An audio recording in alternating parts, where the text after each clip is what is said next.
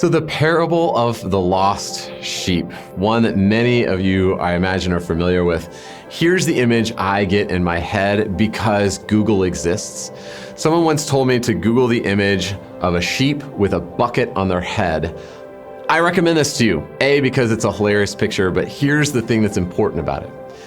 Sheep sometimes get buckets stuck on their head, and you know what they do when they get a bucket stuck on their head?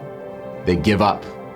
They realize they can't get the bucket off, and they just decide what they're gonna do is lay down, and this is their life now. Now they have a bucket on their head, and nothing can save them from that bucket and the loneliness that they have inside of it, because sheep get depressed when they realize they're helpless. So I think about this one sheep, right, escaping from the fenced-in area with the rest of the flock, and it gets out into the woods, and it does the same thing. We find that sheep, when they get lost, if they can't find their way back, they just give up, they lay down, and they wait for their inevitable fate. And so the idea that this shepherd goes and looks for the one sheep, to me, is a shepherd who knows the flock well.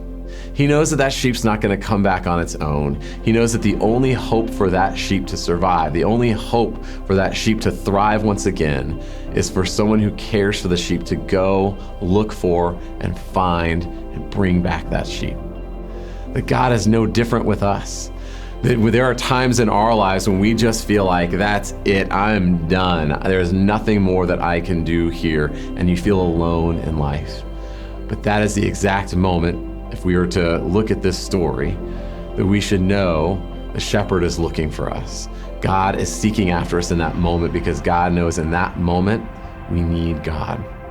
And so I encourage you, if there is something where you are feeling just done, something where you are just laying down and waiting for whatever comes, start looking for God.